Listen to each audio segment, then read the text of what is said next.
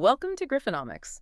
Whether you are tuning in while prepping for a massive strategy meeting, or you are simply someone who wants to understand the actual mechanics of how complex, high-stakes industries operate, well, we have built this session specifically for you. Right, because you are the learner. Exactly. You refuse to get bogged down in the endless noise of the daily news cycle. Instead, you look for the underlying currents that are actively shaping the global economy. And today, we are unpacking a fascinating case study of a really fundamental industry transformation. It really is. We are looking at BlackSky Technology. And this is a company that is currently in the middle of a massive pivot from being a standard regional satellite imagery provider into a vertically integrated, heavily AI-driven global intelligence powerhouse. And it is a profound shift to analyze. What makes BlackSky such an incredible focal point for our deep dive today is that they are completely rewiring their business model to capture a totally new geopolitical reality. They're operating right at the intersection of aerospace hardware, artificial intelligence, and international defense. Which is a wild intersection to sit at. Oh, absolutely. And we have a pretty thick stack of primary sources to go through today. We've got earnings transcripts, SEC filings, forensic financial breakdowns, and strategic analyses. And my goal for this session is to connect the data points from these documents to the bigger picture. We need to anchor their technological feats to hard financial realities. Yeah, and my goal is to make sure we map out exactly how this technology is being monetized. Because building a high-resolution satellite is, it's a marvel of engineering, but it only matters to the market if it generates high-margin, sticky revenue. Exactly. The unit economics have to work. Right. So we are going to explore this incredible sovereign space inflection point, which sounds like a concept from a sci-fi novel, honestly, but it is actively driving hundreds of millions of dollars in real-world contracts. We will dissect the technological catalyst behind all of this, which is their Gen 3 satellites. We are going to break down their $345 million international backlog, and we will explore what is perhaps their most unique competitive moat. The commissioning speed. Yes, that unprecedented commissioning speed. It's wild. But to truly understand how they are monetizing all of this, we should probably start by looking at how they have restructured their revenue reporting. Because for fiscal year 2025, BlackSky did something very telling. They strategically realigned everything. Yeah. They rebuilt their financial reporting into a brand new three-pillar foundation. Prior to this, their reporting was a bit more blended and, frankly, difficult to parse for an outsider. But for FY25, they separated their operations into three distinct segments, which sends a massive signal to the market about their strategic direction. I noticed that in the filings. Let's look at that first pillar, which they are calling Space-Based Intelligence and AI Services. This appears to be the core engine of the company moving forward. In 2025, this segment generated $65.1 million. And management expects this specific segment to generate 60 to 70% of their total revenue in the future. Wow. Now, to be clear, when we look at this segment, we are not looking at hardware sales. We are looking at a classic software as a service or SaaS revenue model, right? That is a crucial distinction, yes. Yeah. This is a subscription business. Clients are paying for access to real-time imagery and, more importantly, the automated analytics provided by BlackSky's proprietary Spectra AI platform. Right. And in the SaaS world, investors look for scalability and stickiness. Once a defense ministry or a global logistics company integrates this daily stream of AI-analyzed data into their intelligence workflows, unplugging it becomes incredibly disruptive. It's like trying to run a modern shipping fleet without GPS. You just wouldn't voluntarily go back to navigating by the stars once you've had the upgrade. Exactly. The friction to leave is too high. So that recurring revenue is the bedrock. But the second pillar they reported is where the explosive growth is actually happening. They call it Mission Solutions. In 2025, this generated $21.2 million. Which might sound small compared to the software side. But it is up from just $5.9 million in 2024. Right. That is a staggering percentage jump. Massive. And this segment is all about international demand for sovereign space solutions. They are literally selling the Gen 3 satellites, the ground stations, and the operations support directly to foreign governments. Now makes up about 25% of their overall revenue. And the underlying brilliance of this multi-tiered approach is how the pillars support one another. The space-based intelligence segment provides that sticky, recurring, high-margin subscription revenue that pays the daily operating expenses. Keeps the lights on. Keeps the lights on, pays the engineers. Meanwhile, the mission solutions segment provides massive cash injections through these major aerospace hardware deliveries. It balances steady cash flow with massive, milestone-driven payouts. There's also a third pillar to round this out, which is advanced technology programs. This generated $20.2 million in FY25, making up roughly 15% of their revenue. And looking at the breakdown, this is essentially customer-funded research and development. Which is highly coveted in capital-intensive industries. BlackSky is partnering with clients to build next-generation innovations. For example, they're developing optical inter-satellite links, which use lasers to transmit data between satellites in orbit. Laser communication in space. Yeah, it's incredible. And they're laying the foundational work for their future AROS mapping constellation through this pillar. The strategic advantage here is that customers are essentially subsidizing BlackSky's future technological moats. So BlackSky gets paid to invent the technology that they will eventually own, patent, and monetize across their entire global network. Precisely. Offsetting the insane costs of aerospace R&D by having your clients pay for it is a phenomenal structural advantage. But I want to circle back to that second pillar, the mission solutions, and this concept of sovereign space, because I think understanding the why behind this trend is vital for you as the learner. For years, the standard model was that governments or corporations would just buy data from a commercial satellite provider. You just rent time on the camera. Right. Why the sudden shift to wanting the physical hardware orbiting the Earth with their own flag painted on the side? It all comes down to geopolitical security and autonomy.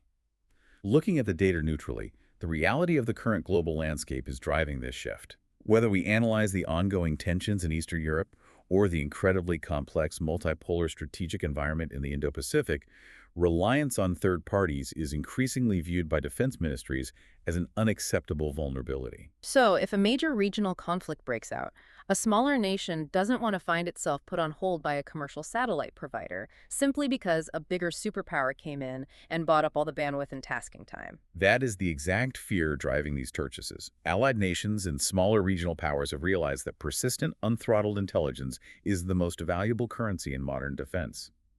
By purchasing a sovereign capability from BlackSky, a country gets a custom Gen 3 satellite that integrates directly into their secure national defense workflows. They bypass the commercial queue entirely. Entirely.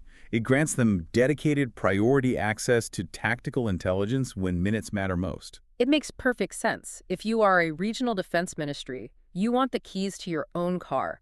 You don't want to be relying on a rideshare app when a crisis hits. That's a great way to frame it. But of course, this entire business model, the SaaS subscriptions, the sovereign hardware sales, the subsidized R&D, it all hinges entirely on the quality of the technology actually flying in the vacuum of space. The sources point to the Gen 3 satellite as the primary catalyst for everything we are discussing today. And the Gen 3 fundamentally changes their market positioning. When evaluating satellite imagery, the defining metric is spatial resolution. The Gen 3 delivers 35-centimeter resolution.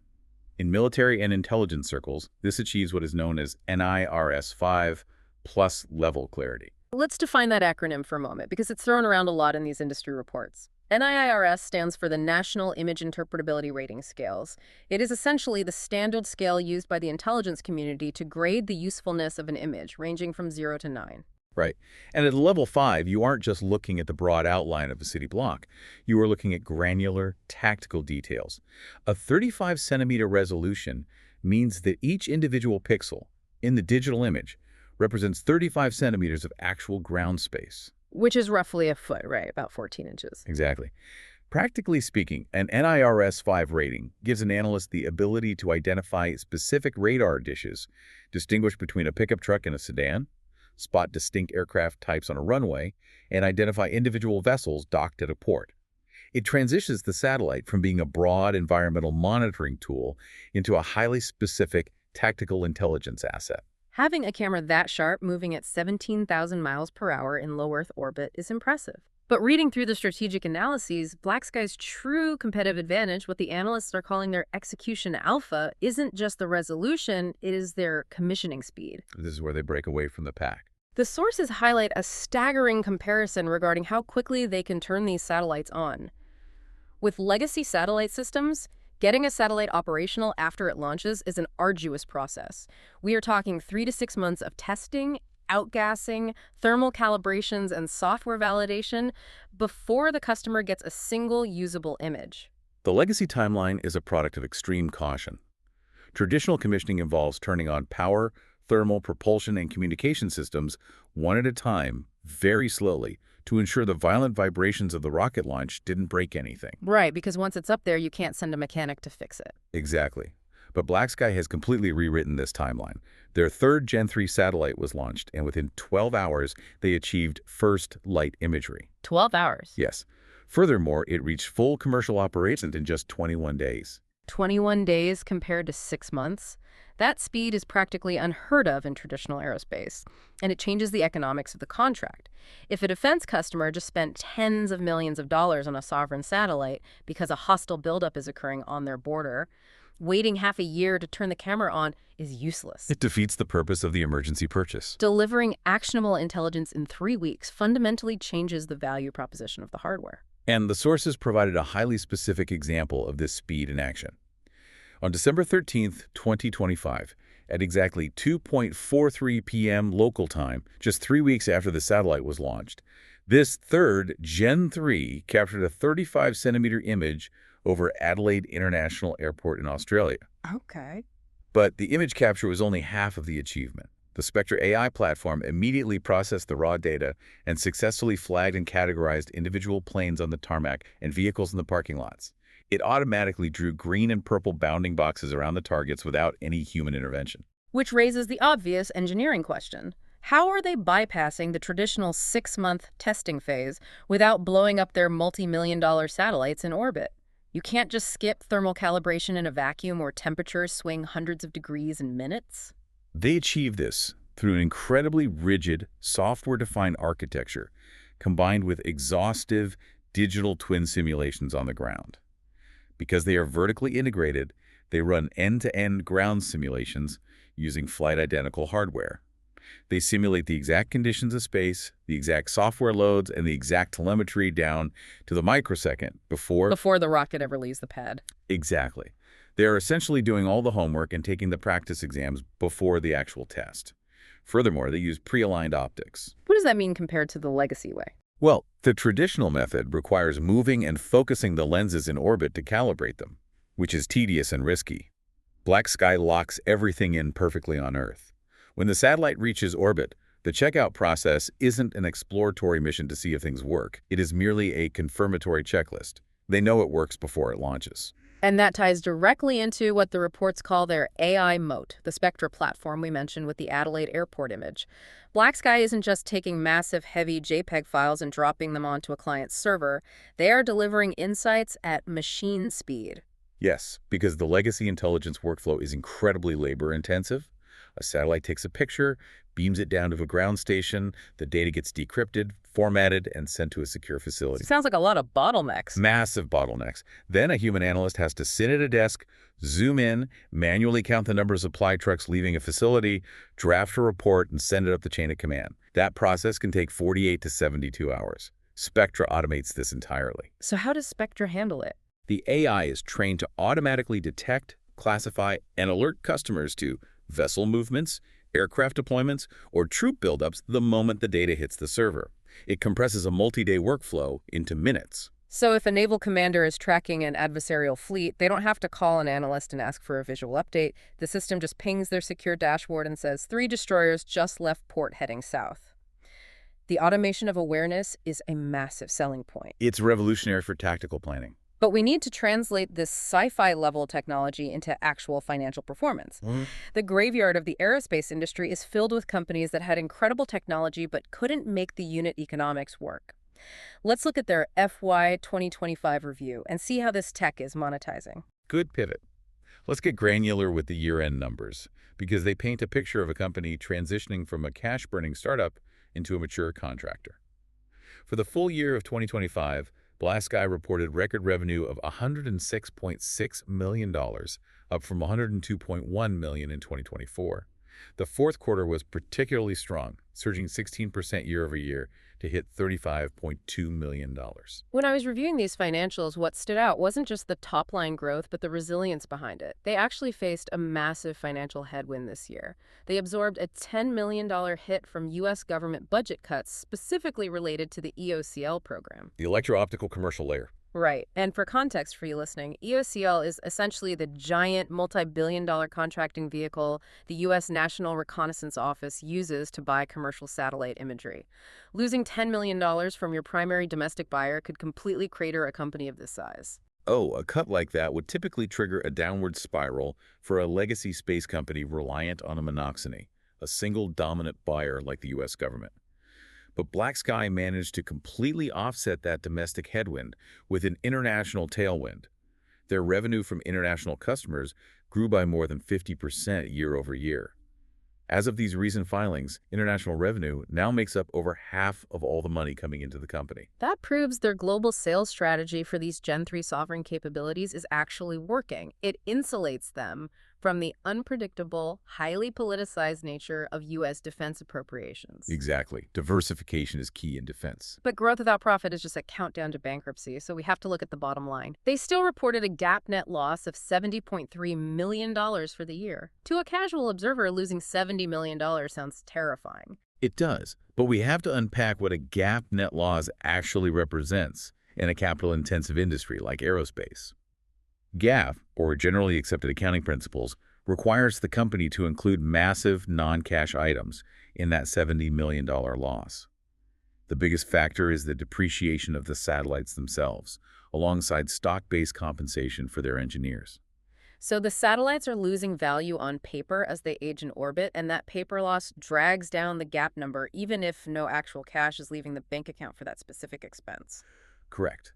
That is why the metric the market, and particularly institutional investors, watch much more closely is adjusted EBITDA earnings before interest, taxes, depreciation, and amortization.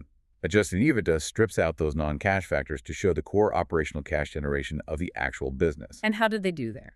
On this front, BlackSky achieved a major milestone, their second consecutive year of positive adjusted EBITDA, hitting $0.9 million for the full year, with a very strong $8.8 million in Q4 alone.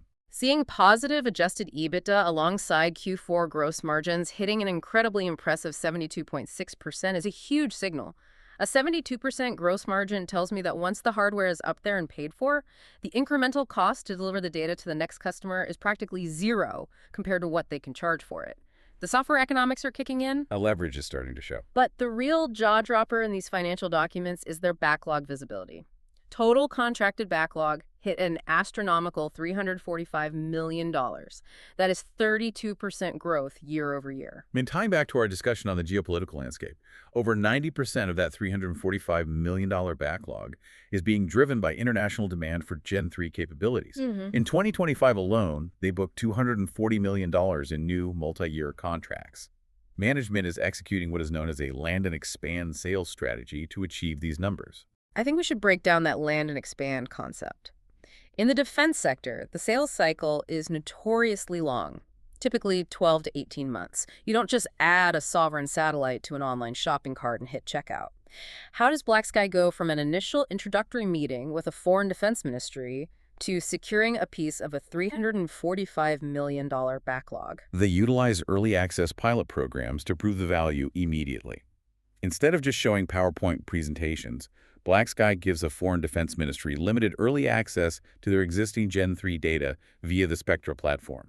The customer gets to sit at their own desk and see the AI alerts and the 75-centimeter resolution populating in real time. They let them test drive the sniper rifle. Yes.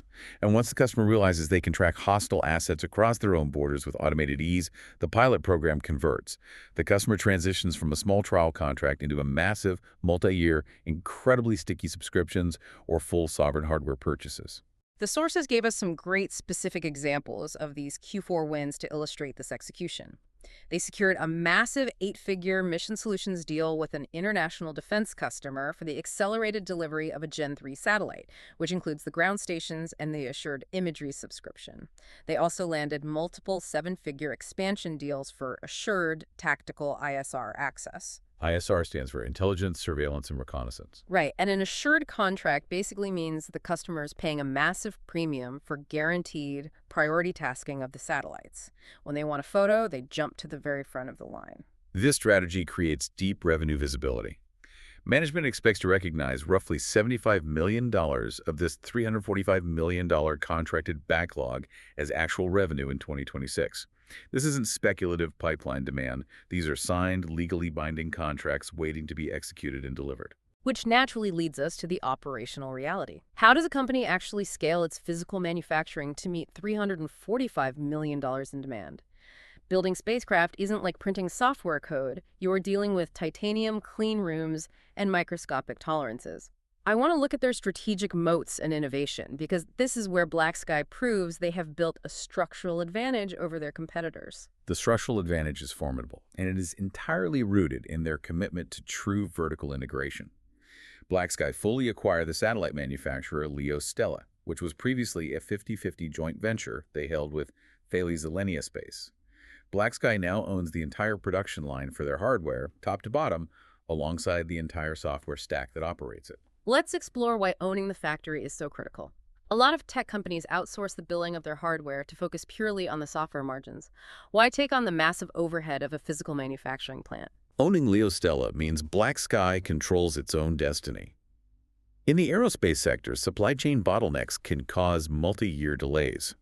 If you are waiting on a third-party manufacturer who is also building satellites for 5 other companies, your growth is capped by their queue. By owning the production, BlackSky dictates the timeline. That makes total sense. Furthermore, they can iterate and upgrade the hardware designs rapidly based on direct feedback from their software teams. If Spectra AI needs a slightly different sensor calibration to improve vehicle detection, the software team walks down the hall to the hardware team, and the next satellite rolling off the line has the upgrade. It creates a closed-loop system of continuous rapid improvement, and it also ensures they easily comply with extremely strict U.S. defense licensing and export requirements because the core technology is built and controlled in-house, domestically. Very important point for defense contracting. But the innovation that I found most fascinating in our sources isn't just the factory, it is this concept of a tip-and-queue architecture. We've established that the Gen 3 is like a highly focused sniper scope with its 35-centimeter resolution, but they are building a new constellation alongside it called AROS, the Advanced Regional Observation System. AROS is their planned wide-area, multispectral mapping constellation. If Gen 3 is the sniper scope, AROS is the wide-angle radar sweeping the entire battlefield. AROS is designed to scan massive geographic regions, think ocean-sized areas repeatedly and continuously. I was looking at the AROS data, and what fascinated me is how these two different types of satellites talk to each other. If I understand the tip-and-queue architecture correctly, it's a system where the wide-net satellite spots a blip and then automatically tells the sniper scope satellite exactly where to look. That is the exact mechanism. Let's use a hypothetical real-world scenario to illustrate the mechanics. Imagine a highly contested maritime corridor, like the South China Sea. An AROS satellite sweeps a massive grid of the ocean. The AI onboard the Spectra platform analyzes that wide sweep and instantly detects an anomaly. For instance, it spots the physical wake of a ship. Spectra cross-references that wake with global maritime databases and realizes that ship is not broadcasting an AI signal. AIS being the automatic identification system, it's essentially the maritime equivalent of an airplane's transponder. All legal commercial vessels are required to broadcast their position, speed, and identity. So a ship generating a wake but broadcasting no AIs is essentially a ghost ship running dark. This usually indicates illegal fishing, sanctioned oil transfers, or covert military movements. Precisely.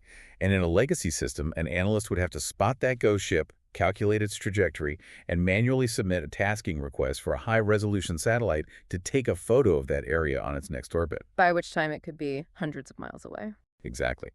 But with tip-and-queue, without a human analyst ever needing to click a button, the ARO system automatically pips the network and the AI queues the next available Gen 3 satellite. It sends the exact projected coordinates, and within an hour, the Gen 3 adjusts its optics, zooms in on that exact patch of ocean, and captures a 35-centimeter tactical image of the vessel, allowing the AI to immediately classify the exact make, model, and armament of the ghost ship and alert the defense customer within minutes. That is the definition of machine speed intelligence solving the needle in a haystack problem. Now, any thorough strategic analysis requires looking at the competitive landscape. When you talk about satellite imaging, the giant in the room is Planet Labs. Planet Labs has a massive multi-tiered fleet with their legacy Dove satellites and their new Pelican satellites. How does BlackSky's approach structurally compare to Planet Labs? It is a fascinating divergence in engineering philosophy. Planet Labs definitely has the advantage of sheer fleet size and a massive historical data archive. Their Dove satellites, image the entire Earth's landmass every single day at a medium resolution. And their upcoming Pelican satellites are utilizing a completely different AI approach. They're building edge compute AI into the satellite itself. Planet is using specialized hardware to process the imagery data in space before it even beams back to Earth. That sounds incredibly advanced. Processing the data in space would theoretically save a massive amount of downlink bandwidth because you are only beaming down the answers, not the raw, heavy image files.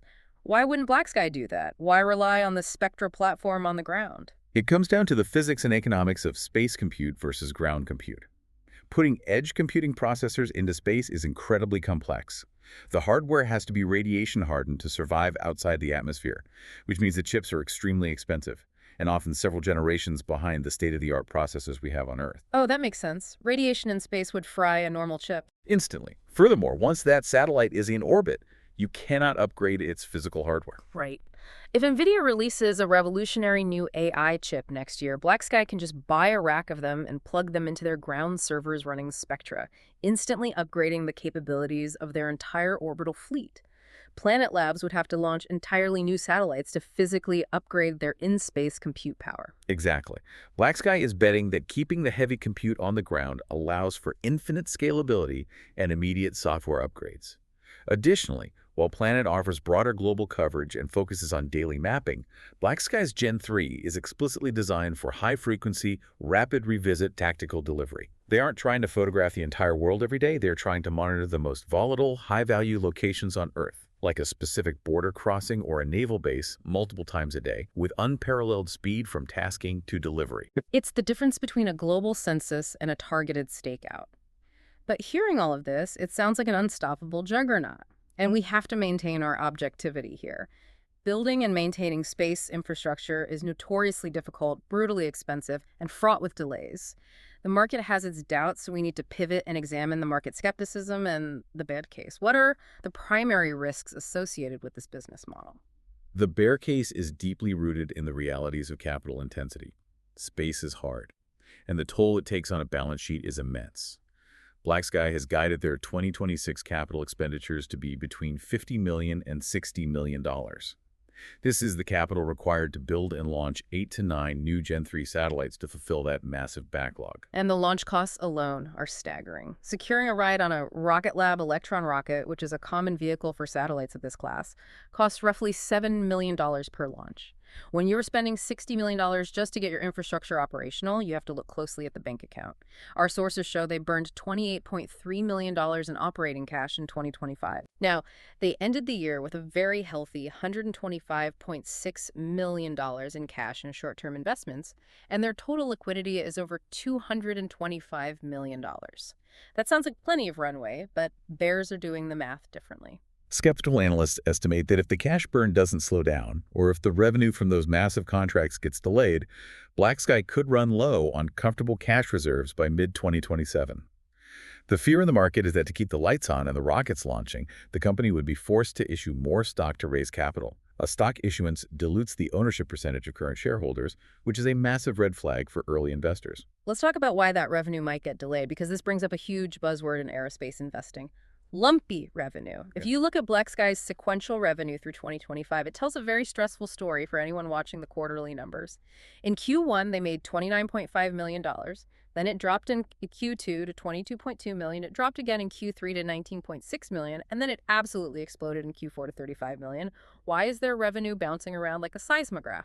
This requires an understanding of milestone-based accounting, which is standard in aerospace hardware manufacturing, but absolutely terrifying to retail investors who expect smooth quarter-over-quarter growth. The Mission Solutions segment selling those sovereign Gen 3 satellites involves massive 8-figure contracts. But you don't collect all $20 million on day one. Under accounting rules, the revenue is recognized on a percentage of completion basis, or when highly specific engineering or delivery milestones are formally met and signed off by the customer. So if an 8-figure contract has a $10 million payment attached to a specific thermal vacuum test, and that test gets pushed back by 3 weeks because the sensor needs recalibrating, that $10 million suddenly shifts from Q3 into Q4. That is the exact dynamic. A single contract shifting by a few weeks can make a quarter look like an absolute disaster on paper or a massive triumph. It makes the quarterly revenue highly unpredictable and volatile, even if the total $345 million backlog and the long-term health of the business remain perfectly intact. And this lumpiness and unpredictability have clearly bred significant market doubt. According to the analysis, over 20% of BlackSky's public float is currently sold short. For the uninitiated, that means a massive portion of the market has borrowed shares and sold them, actively betting that the stock price will go down. That is a heavy anchor of pessimism. We also have to look at valuation multiples to understand where this skepticism comes from. BlackSky is currently trading around a 7.25x enterprise value to sales multiple. Now compare that to Planet Labs, which is trading at an astronomical 24x EV to sales multiple. Let's quickly define the EV to sales multiple so the concept is clear. Enterprise value is essentially the total price tag of a company if you wanted to buy it outright today. It takes the market cap, adds any debt you'd have to take on, and subtracts the cash they hold. The EV to sales multiple asks, how many years of their current revenue would it take to equal that total purchase price? So a 7.25x multiple means the company is valued at over 7 times the revenue it brings in over a year. Exactly. So while BlackSky is trading significantly cheaper than its biggest rival, Planet Labs, a 7x multiple, still means the stock is priced with very high growth expectations baked into the share price. Value investors typically look for multiples closer to 2x or 3x in mature manufacturing. The market is pricing in the belief that BlackSky will flawlessly execute their backlog. If they stumble on their manufacturing execution, the market will punish that 7x valuation aggressively. And speaking of stumbling on execution and the complexities of milestone-based accounting, that exact issue recently triggered a very specific financial event that we need to dissect. If you want to understand how corporate finance actually works behind the polished press releases, this is a prime example. Let's look at the SEC filing correction that BlackSky had to issue. This situation perfectly illustrates the lumpy reality we just discussed. Shortly after releasing their initial Q4 earnings data, BlackSky had to file a Form 8-KA with the Securities and Exchange Commission to correct an accounting error in their initial release. To the average person, an SEC correction sounds like alarms going off. It sounds like someone was cooking the books. What were the actual forensics of this filing? The correction involved reclassifying how certain funds were recorded on the balance sheet. Specifically, their accounts receivable line item was revised downward to $34.1 million, while their contract assets line item was revised upward to $28.6 million. I think we need to translate that corporate accounting jargon. What is the actual functional difference between a contract asset and accounts receivable? Because to a layman, money owed by a client sounds like money owed regardless of the label. The best way to understand this is to think of a general contractor building a custom house. Let's say the contractor has laid the foundation, framed the walls, and roughed in the plumbing. They have performed real work, expended materials, and earned the value of that labor. That unbilled value is an asset to their business. But, according to the strict terms of their contract, they aren't allowed to actually send the bill to the homeowner until the roof is fully installed and inspected. That unbilled work sitting in limbo is a contract asset. I see. So they've done the work, the value is there, but they don't have the legal right to ask for the check yet. Exactly. Accounts receivable, on the other hand, is when the roof is finished, the inspector signs off, the milestone is triggered, and the contractor officially mails the invoice to the homeowner. The money is now legally owed and ready to be deposited in the bank. So in BlackSky's case, the 8-KA restatement simply meant they had recognized the massive value of the engineering work they performed on these mission solution satellites, but at the exact time of the initial reporting cutoff, they hadn't formally crossed the specific contractual milestone required to officially send the invoice. They had to move that value back into contract assets. That is precisely what happened. And importantly, management confirmed that despite the required restatement, the major milestones were successfully hit late in Q4, which triggered the invoicing of these unbilled assets, converting them into cash collectible receivables. It wasn't missing money, and it wasn't fraud. It was a highly technical timing issue regarding when a signature was applied to a milestone document. But it is a stark reminder of just how incredibly complex and milestone-heavy the reality of building sovereign space hardware truly is. It's a great lesson in not just reading the headline of an SEC filing, but understanding the actual mechanics of the balance sheet. So bringing this all together, we have covered the fundamental business pivot towards sovereign space, the jaw-dropping 21-day commissioning speed of the Gen 3, the $345 million backlog, the tip-and-queue AI moats utilizing ARS, and the very real risks of cash burn and milestone-heavy accounting. This brings us to the final strategic outlook. Where does this leave BlackSky overall? Connecting all these data points to the macro outlook, analysts characterize BlackSky as a high-alpha pure play. In investment terms, that means it carries high operational risk, but offers extremely high potential reward because it is a pure, undiluted bet on this specific technological transformation. Let's weigh the bull case first. The investment bank Jefferies has rated BlackSky a BUY with a $23 price target. Their bullish thesis relies entirely on a concept called operating leverage. Operating leverage is a term that gets executives very excited. It basically means a company has reached a point where they can grow their revenue exponentially without having to grow their costs at the same rate. That is the goal. In Q4, BlackSky's cash operating expenses were held relatively flat at $17.7 million. The bull thesis argues that if BlackSky can successfully execute on delivering that massive $345 million backlog, and they manage to keep their operating expenses roughly flat as they scale, their profit margins will absolutely explode. The heavy lifting of the R&D, the AI development, and the purchase of the Leo Stella factory is already paid for. Now, it's purely about pumping volume through the system they build. But the bear case, held by valuation skeptics who rate the stock a sell, looks at the exact same set of facts and sees a different narrative. They see a company that still posted a $70.3 million GAAP net loss for the year.